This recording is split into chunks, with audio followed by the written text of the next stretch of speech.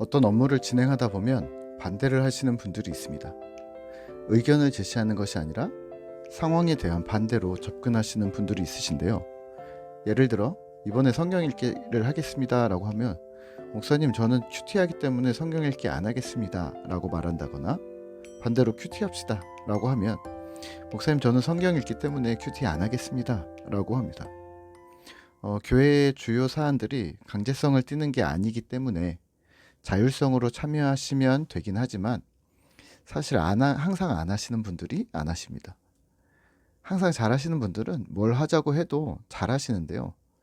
그런 반대를 하실 때마다 저는 최대한 공감하고 격려하고 지지하려고 노력을 합니다. 그런 상황이 있으셨군요. 다음에 좋은 기회에 다시 도전하시면 좋을 듯 합니다 라고 말씀드리지만, 또 동시에 언젠가 깨닫게 되시면 또 스스로 도전하시겠지 하고 안타까운 마음을 뒤로 합니다. 사안에 대한 반대뿐만 아니라 사람 자체에 대한 반대가 있을 때도 있는데요. 가끔 이유 없이 그 사람이 싫은 사람이 있을 때가 있는데, 혹시 그 당사자가 되어보신 적이 있으신지 모르겠지만 저는 그런 적이 있습니다. 내가 아직 뭘 한 것도 아닌데 이미 미워진 자리에 있은 적이 여러 번 있었는데요. 이건 좀 시간이 필요합니다. 있는 그대로의 내 모습을 보이고 인격적인 관계에서 서로가 출발하기까지는 시간이 좀 걸립니다. 개인적인 경험에 의하면 사안이나 사건에 관한 반대와 오해는 그 기간이 상대적으로 짧은 반면, 사람에 대한 반대나 오해는 상당히 긴 시간이 필요했던 것 같습니다. 오늘 본문에서는 하나니아라는 선지자가 예레미야의 메시지를 정면으로 반박합니다. 예레미야의 메시지가 이스라엘에게 율법적으로 정치적으로도 매우 충격적이었기 때문입니다. 예레미야는 바벨론에 무릎 꿇고 그들을 섬기면 하나님께서 목숨을 보존하시겠다라고 말했습니다. 아무리 하나님 말씀이라 해도 쉬운 얘기가 아니었습니다. 이에 대해 하나니아는 예레미야와 완전 반대된 메시지를 선포합니다. 바벨론이 멸망할 것이다. 걱정하지 말고 기다려라. 2년 안에 우리를 다시 회복시키시겠다고 약속하셨다라고 했습니다. 당연히 바벨론을 무서워하던 이스라엘의 입장에서는 또 무릎 꿇고 항복하라는 이 비굴한 메시지보다는 승리를 주겠다? 하나님이 도우시겠다라는 말씀이 더 희망적이고 선호하는 메시지였습니다. 하나나 선지자는 예레미야 선지자를 모독하며 말합니다. 10절과 11절입니다. 선지자 하나냐가 선지자 예레미야의 목에서 멍에를 빼앗아 꺾고 모든 백성 앞에서 하나냐가 말하여 이르되, 여호와께서 이와 같이 말씀하시니라. 내가 2년 안에 모든 민족의 목에서 바벨론의 왕 느부갓네살의 멍에를 이와 같이 꺾어 버리리라 하셨느니라 하매, 선지자 예레미야가 자기의 길을 가니라. 예레미야가 선포하고 있던 그 자리에서 그가 들고 있던 멍에를 부쉈고, 예레미야의 메시지는 완전히 잘못됐다고 말했습니다. 여기서 예레미야는 어떻게 반응했을까요? 자기의 길을 갔습니다. 예레미야는 모욕을 당했지만 거기에 공개적으로 반응하지 않고 자기의 길을 갔습니다. 하나냐의 예언이 거짓임을 알았지만 예레미야는 대응하지 않았고 그의 정면으로 부딪히지 않았습니다. 선지자는 그들의 예언이 성취되는가의 여부로 판단될 수 있었기 때문입니다. 이후 하나님의 말씀이 다시 임합니다. 13절입니다. 너는 가서 하나냐에게 말하여 이르기를, 여호와의 말씀에 내가 나무 멍에들을 꺾었으나 그 대신 쇠 멍에들을 만들었느니라. 14절입니다.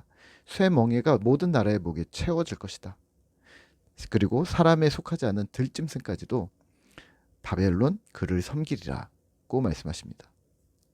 하나님은 계속해서 바벨론을 모든 열방의 회개의 회초리로 사용하시기로 계획하셨음을 선언합니다. 그리고 이 메시지에 거짓을 첨가하는 자들을 그냥 두지 않으셨습니다. 15절에서 17절입니다. 선지자 예레미야가 선지자 하나냐에게 이르되, 하나냐여 들으라. 여호와께서 너를 보내지 아니하셨거늘 내가 이 백성에게 거짓을 믿게 하는도다. 그러므로 여호와께서 이와 같이 말씀하시되 내가 너를 지면에서 제하리니 내가 여호와께 패역한 말을 하였음이라. 내가 금년에 죽으리라 하셨느니라 하더니 선지자 하나냐가 그 해 7째 달에 죽었더라. 하나냐는 거짓을 선포했습니다. 그리고 하나님은 그를 직접 심판하셨습니다. 오늘 말씀을 묵상하며 우리는 무엇을 기억해야 할까요? 반대에 대한 대처입니다. 말씀에 대한 반대, 진리에 대한 반대뿐만 아니라 사람에 대한 저항, 불편함 등에 대한 대처는 어떻게 해야 할까요? 대처의 방법은 여러 가지가 있을 수 있습니다. 직접 돌파하는 것, 여론을 조성하는 것, 또는 저항과 투쟁으로 싸움을 하는 것, 혹은 무시와 외면으로 대하는 등 저보다 많은 분들이 여러 가지 방법들을 더 잘 아실 겁니다. 그러면 이 수많은 방법들 중에서 어느 것이 맞는가는 천편일률적으로 결정할 수 없다는 것도 잘 아실 겁니다. 여기서 저는 방법을 대신 결정해 드리는 것보다는 신앙의 원칙을 말씀드리고 싶습니다. 성경의 원칙은 무엇일까요? 매몰되지 않는 것, 잠식되지 않는 것입니다. 상황에 매몰되지 않는 것이고 그 상황으로 인해 생겨나는 분노에 잠식되지 않는 것입니다. 승리를 위해서, 대적자에 대한 승리를 위해서 물불을 가리지 않는 것은 신자의 태도는 아닙니다. 또는 분노를 마구 표출하고 무례하거나 과도한 액션을 취하는 것도 신자의 태도는 아닙니다. 대신 정체성을 잃지 않으면서, 신자의 품위를 잃지 않으면서 반대에 대한 상실감, 좌절 속에서 일어나는 분노, 복수심 등의 감정에 잠식되지 않는 것입니다. 해가 지도록 분을 품지 말라는 성경 말씀을 기억하는 겁니다. 상황으로 인해 사람 자체를 미워하지 않는 것입니다.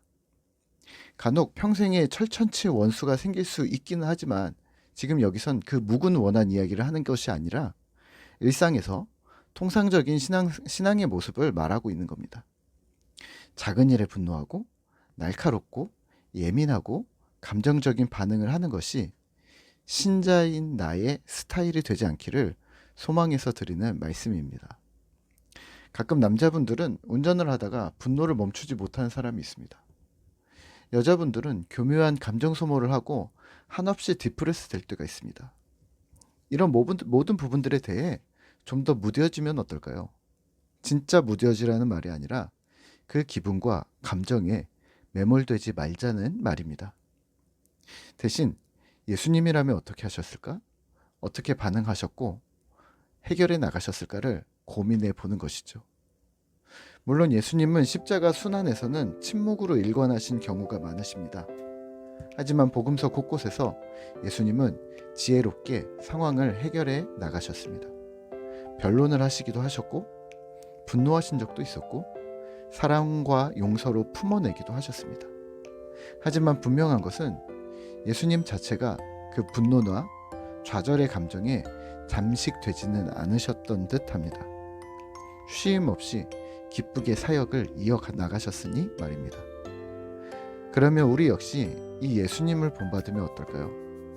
분위기나 부정적 감정에 잠식되지 않으면서 사역을 감당하기, 반대자들 앞에서도 당당해지기, 그리고 사랑과 정의에 일관된 태도를 가지려 최대한 노력하기, 그런 삶의 태도로 예수님을 닮아가는 신실한 성도 되시기를 기도하겠습니다.